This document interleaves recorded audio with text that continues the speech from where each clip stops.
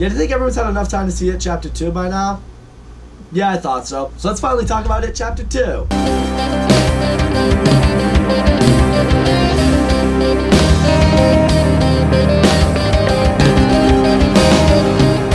It Chapter 2 is technically not a sequel to It Chapter 1. It's more of a follow-up, a continuation, the second half of this one big two-part movie that is It. Whereas It Chapter 1 essentially focused on the section of Stephen King's novel when the Losers Club were kids, this one focuses on the second half, 27 years later when they were all adults. After I finally did see It Chapter 1, I was very much looking forward to It Chapter 2. I really wanted to see how the story was going to wrap up with the Losers Club, with Pennywise. That being said, ask anyone who saw It Chapter 1, it's probably one of the best horror movies in recent years, so obviously It Chapter 2 had some big shoes to fill. Getting right into it, credit where credit's due, It Chapter 2 does what It Chapter 1 does. Starts off with a really intense and brutal scene that immediately sucks you into it. I also learned from a couple of people who have read the book that apparently this scene was straight out of the book. You have this gay couple, they're just at this carnival, and then along the night they get attacked by this group of bullies who are just homophobic, and they just beat the shit ruthlessly out of both of them, especially one of them. One of them, like in particular, really suffered. And they basically break his face in, they throw him over this bridge into a river to basically drown. That right there by itself was tough to watch. I'm just like, oh, that's brutal. And this guy's just floating away in the river, he's like screaming for help, and someone reaches out to help him.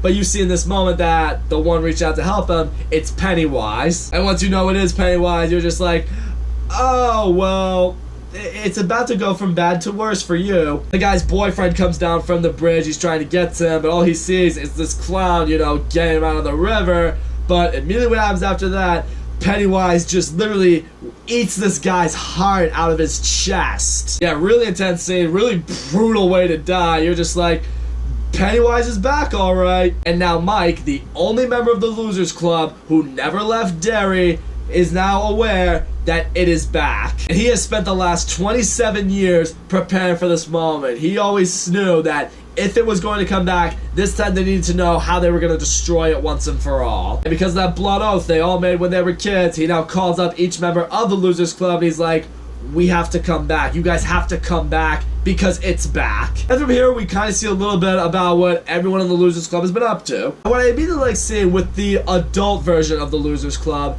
is each of them still kind of go through or still kind of are like exactly what they were like or went through when they were kids. Richie's now a stand-up comedian, which made a lot of sense. He was the funniest one as a kid when they were in the first one. Eddie's dealing with a very overbearing wife. He's still very paranoid about everything. Beverly is now married, but her husband is an abusive piece of shit asshole. I do wish we kind of explored more upon him. I heard in the book he had a much bigger role. Really, he has the opening scene with her where we get introduced to adult Beverly, and that's it. I would have liked to have seen more of her dealing with that. But I really like seeing that with those three characters because it harkens back to things you went through as a kid, things you maybe suffered from as a kid.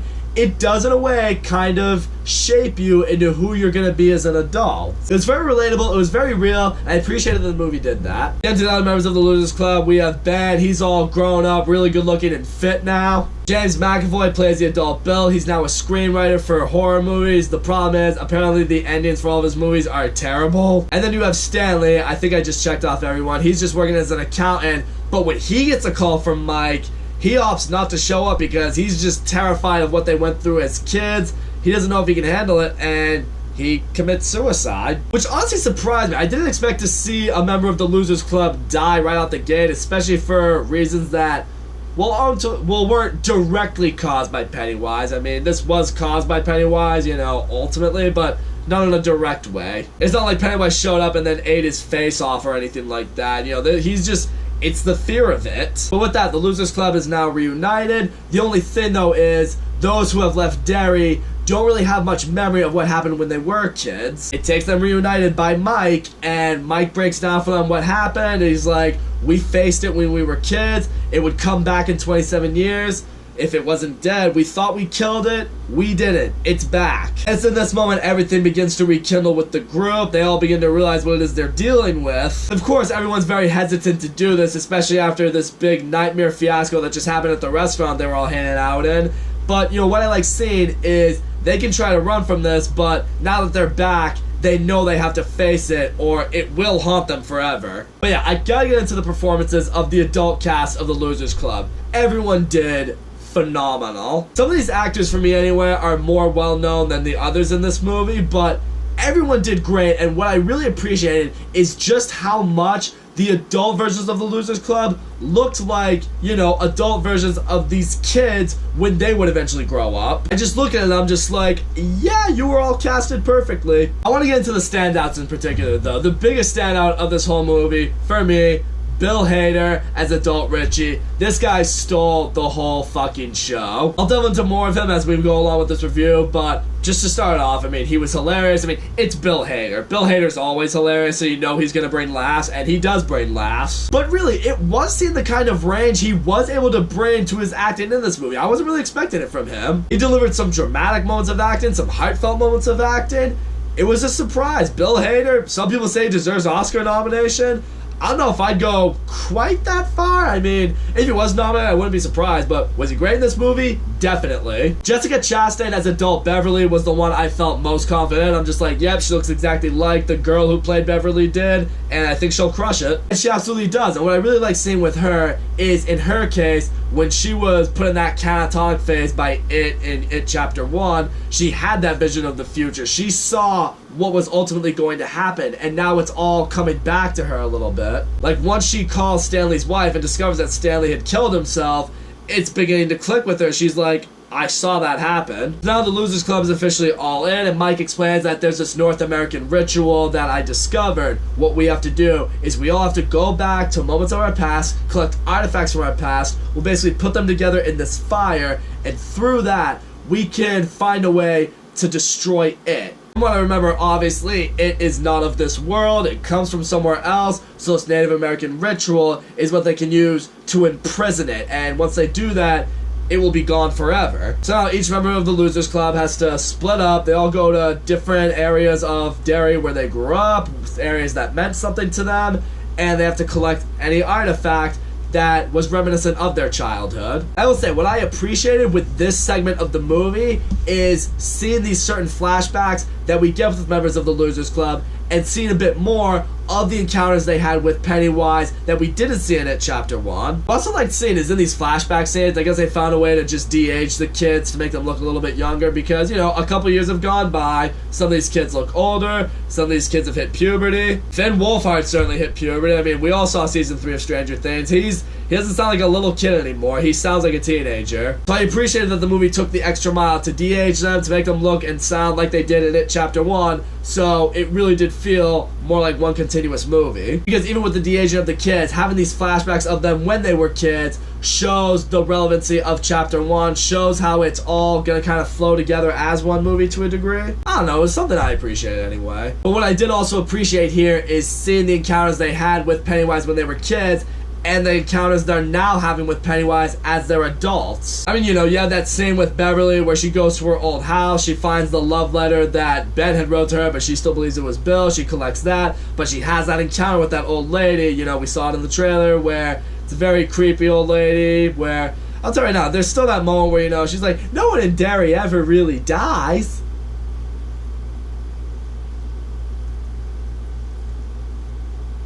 So let me go get those cookies out of the oven. I'm sorry, in that moment right there, I would have been like, you know what, I have what I need, I'm just gonna fucking go, because something's wrong. And, you know, obviously it turns out that she is Pennywise, and, you know, she chases after Beverly as an adult, demon-looking, old, naked lady. Before I forget, I obviously have to touch on Bill Skarsgård as Pennywise in this movie. Once again, he is awesome. He's just as creepy as you remember, he's just as disturbing as you remember.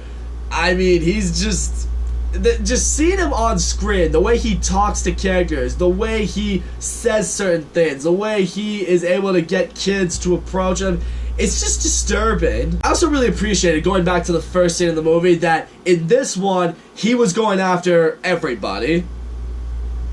I mean, they always implied that he went after everyone because in the first movie, you know, Ben brings up, it's like everyone goes missing, but kids are the worst. I like seeing in this one, he's like, no, I'll kill kids and I'll kill adults. I'll kill whatever I can get my hands on. But what I really like seeing with Pennywise is how he's going after the Losers Club in this one, because he knows them being adults it's not maybe quite as easy to scare them as they were when they were kids, because you see some flashback scenes with Pennywise when he had encounters with the Loser Club, how he scared them, how he terrified them. This one, it has to be a lot more personal with them. He has to just really get in their heads and really just traumatize them, like reawaken the fear that they had when they were kids. Like, you know, in the case with Beverly, when she came to the old house, it's reminding her of, you know, her being Daddy's little girl. He brings up how it's like, you've seen them all die, you can't save them. He has an encounter with Richie, and he brings up how Richie got bullied at the arcade for hanging out with a lot of guys, and he's like, oh, I know your secret, but no one else does, because you're afraid how they'll treat you and if they'll accept you. A flashback scene with Ben, back when he was still a young fat kid, and, you know,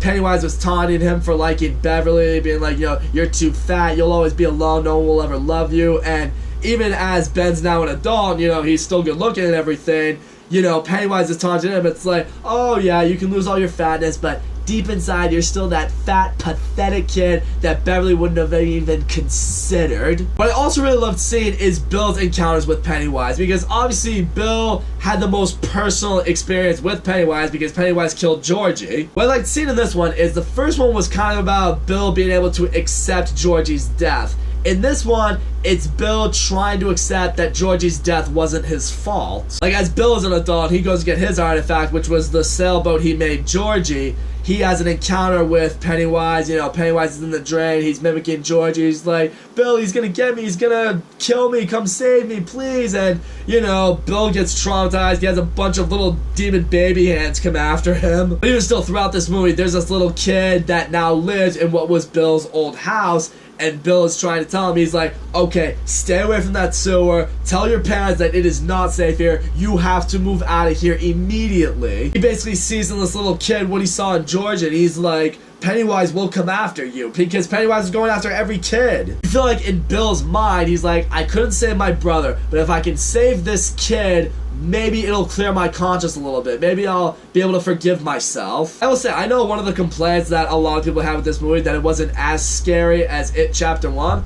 I'm gonna be honest with you guys. For me personally, I thought this was scarier than It Chapter 1. But maybe for me, because I didn't see It Chapter 1 until much later, and so, you know, it was so hyped up that by the time I saw it, I was like, that was really good, but I wasn't traumatized by it or anything. But this one didn't traumatize me either, but I will say, there were a few more moments for me where my heart was racing, where I had to take a deep breath, like, holy shit, that was freaky. Maybe it's just seeing just how far Pennywise is going to try to get into the adult's head, try to mess with them, try to bring that fear back out of them. And even still, at some of these flashback moments of seeing how he messed with members of the Losers Club individually, you're just like, holy shit, Pennywise really pulled no punches. What also I think helps this movie's scare factors is a lot more kids, I think, die in this one. Or we at least see a lot more kids die in this one. There's one moment in this movie, there's this cute little girl, she follows this firefly, she eventually finds Pennywise, and Pennywise is like, oh, will you be my friend? And she's like, no, you're creepy. And what I like seeing is Pennywise demonstrates how he's able to get these kids to approach him. He's like,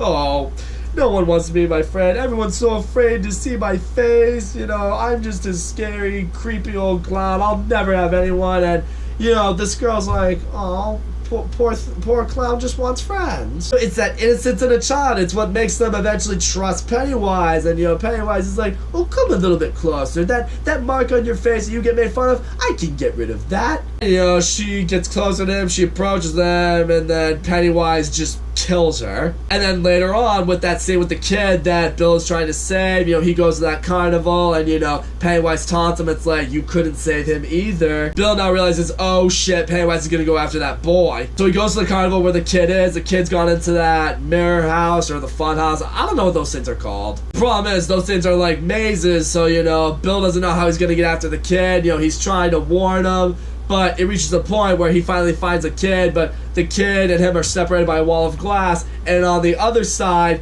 you see Pennywise trying to break through the glass to get to the kid, and, you know, Bill is on the other side trying to break the glass to get to the kid to save him. The kid's freaking out, he's scared out of his mind, and then you just see Pennywise, he gets that big evil smirk on his face, and he just breaks through the glass, he kills a kid, and you just see blood splatter against the glass, and Bill's just like, I let another kid die. Because of me, that kid just died. I like seeing that this movie wasn't afraid to go that far, just like the first It wasn't afraid to go that far. Oh, jeez, I almost forgot to touch on Henry Bowers in this movie because, well, honestly, I had almost forgotten Henry Bowers was in this movie. We discovered that apparently at some point in It Chapter 1, Henry Bowers somehow survived the fall from the well.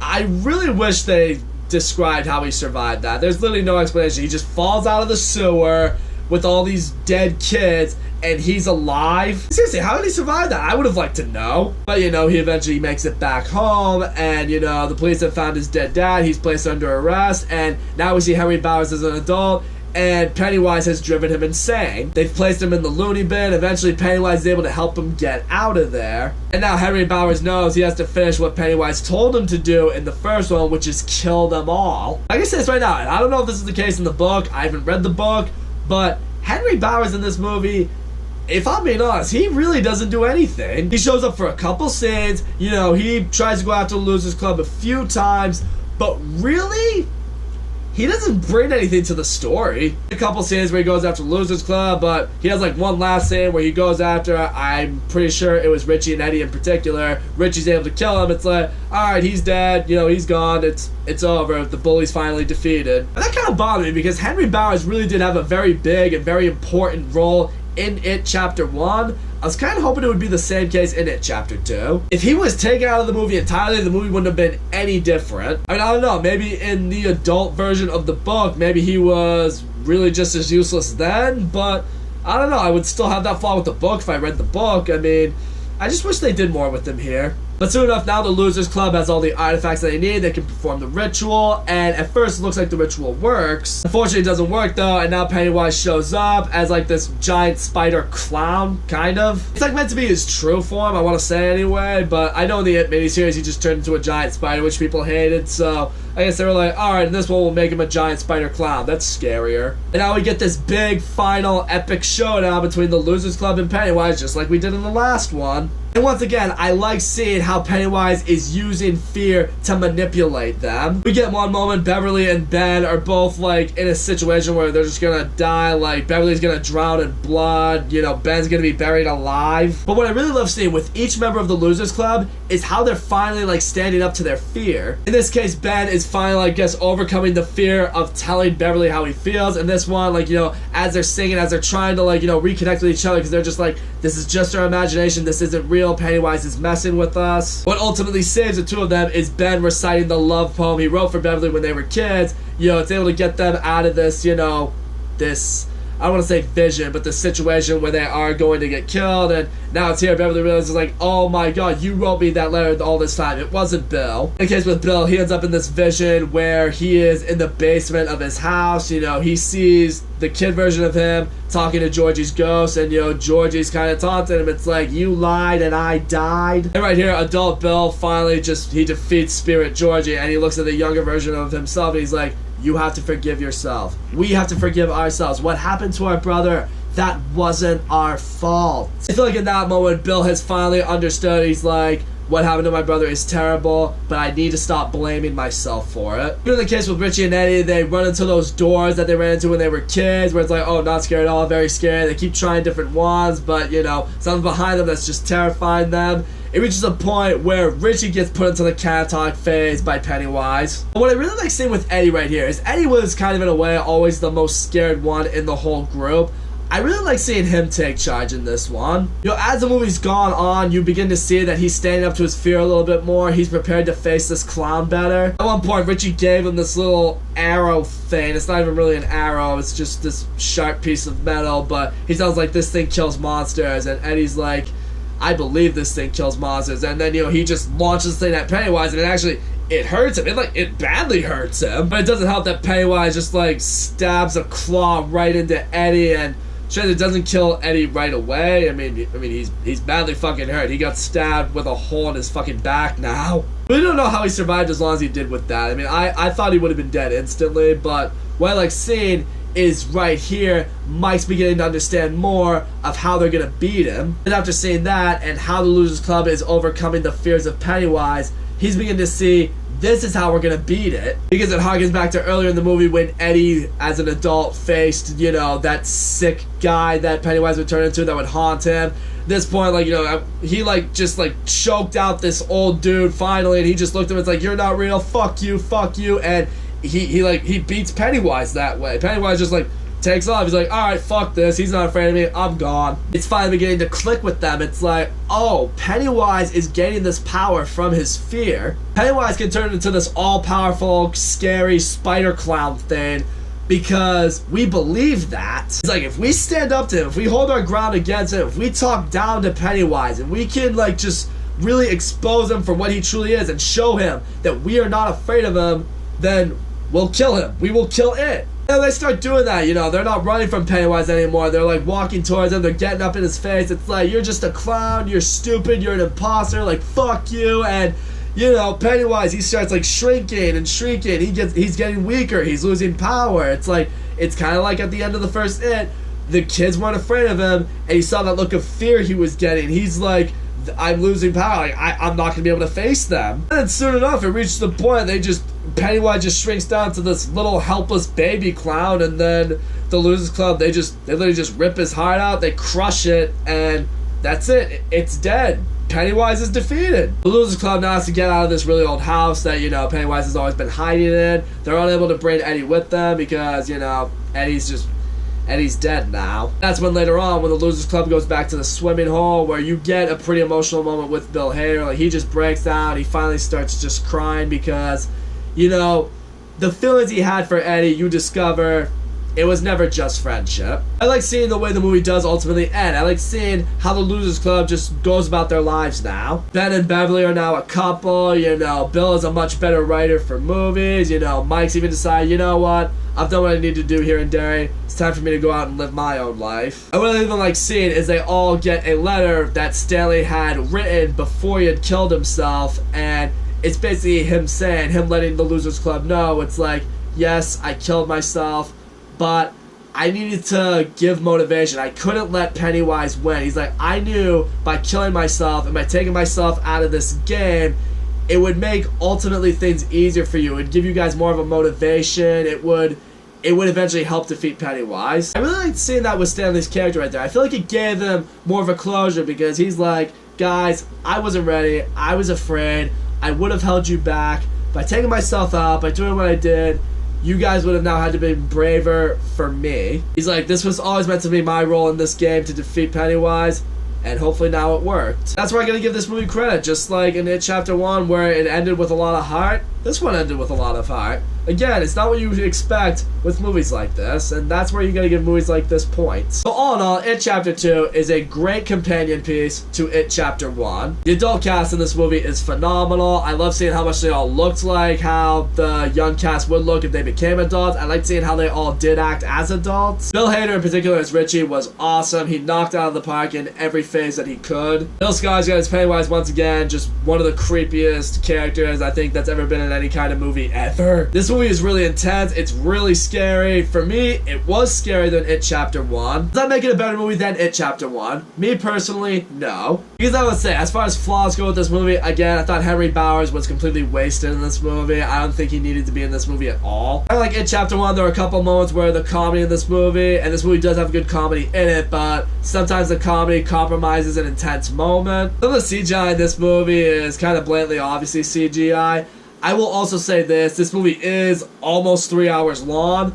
The pacing for the most part I thought was really good until we got to the final act, like the final showdown. That's where the movie started to drag out a little bit for me. That's when I was like, okay, I think we're dragging out what's going on here a little bit. Great thing to compare with It Chapter 1 and It Chapter 2 would be Harry Potter and the Deathly Hallows Part 1 and Part 2. Deathly Hallows Part 2 I could watch all the time. That movie's awesome. That movie's amazing. I could watch that whenever. Deathly Hallows Part 1, although I still think is a good movie, I'm never going to watch that movie by itself. I'm not going to watch Part 1 without watching Part 2 immediately afterwards. The exact same thing applies with these It movies, just in the opposite sense. Like It Chapter 1, I could watch that movie all the time, whenever, because it's great, it's awesome. It Chapter 2 is more of an investment. I don't think I'm ever gonna watch It Chapter 2 without watching It Chapter 1 right before it. But I will say this much, with this being technically one movie, I probably would want to watch both It movies together, especially seeing how it would feel as a supercut. I'm just saying, if I only have time for one movie, I'm gonna choose It Chapter 1. In the end, this movie was very well done, very scary, it had humor, it had heart. I can't wait to get It Chapter 2 on Blu-ray so I can watch it back to back with It Chapter 1